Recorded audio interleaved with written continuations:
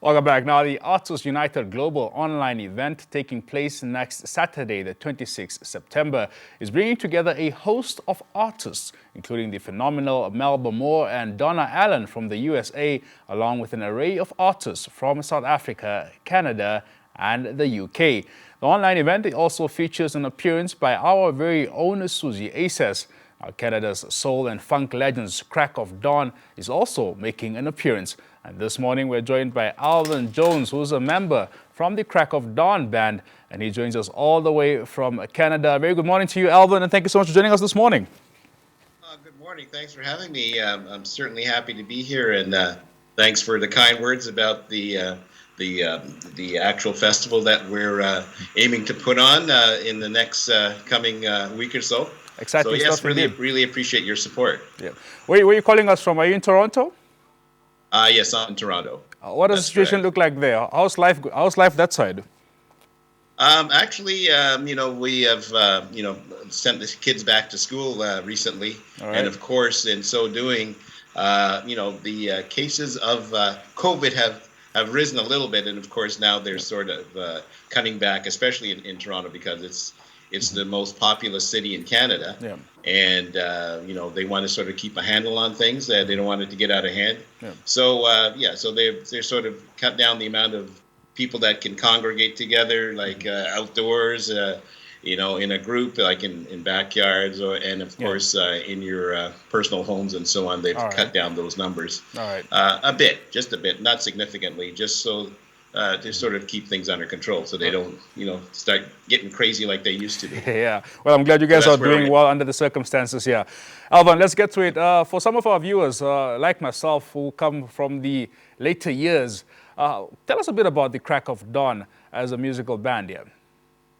Well, the Crack of Dawn, was a band that was started by, we were a bunch of friends, basically, and some of us had, finished high school and had played around with music, and then of course some went on to higher education, and some were in the middle of their higher education, and we still enjoyed playing music a lot, and this especially playing together as a group. And we decided, I guess I would say we were rehearsing in a studio somewhere, and someone heard us and brought in a guy from Columbia Records. Yeah. And he was a big producer. He had produced some huge bands in the U.S.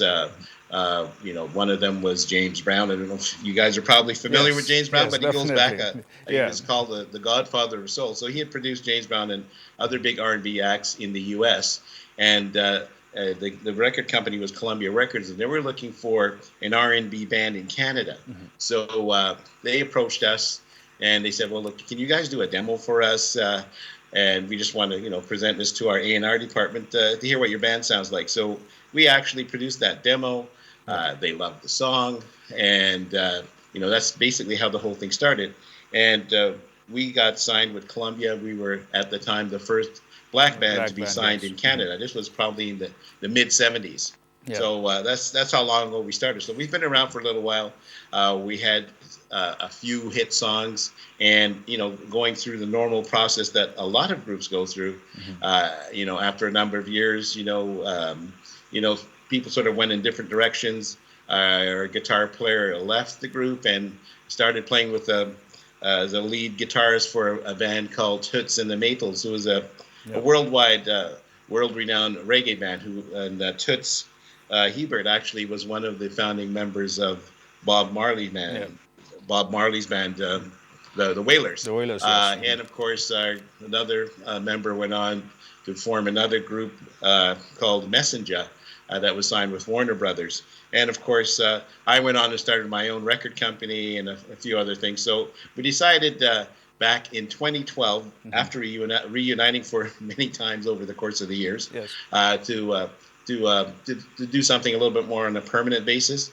So I started my own record company and started, recording the group again, and that brings us to where we are today. What a journey it's been indeed. Let's get into the Artists United Global Online Concert. Melba will, of course, be one of the headliners at this concert, and you featured or collaborated with her on one of your songs titled Tiempo. For the sake of our viewers, Correct. please tell us a bit about that song here.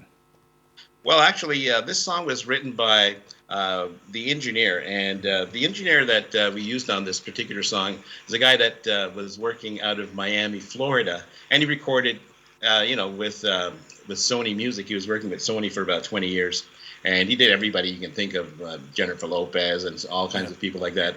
And he was a very good friend of the lead vocalist in our group, and he actually moved back to Canada. He used to live in Canada and moved back to Canada. We set him up in a studio that we rehearse from, and he set up his recording studio there. And of course, he had written this song Tiempo along with our lead vocalist. Yeah. And they played it for us, and we said, that sounds like we might be able to do something with that. Mm-hmm. And one day I after we recorded that song along with 4 other songs that we're going to release throughout the year, we decided, I just got up one morning and I said, you know what? I think we need a female vocalist to accompany our regular vocalist in this song. Yep. And essentially that's how, that tune came about and how we sort of put it together.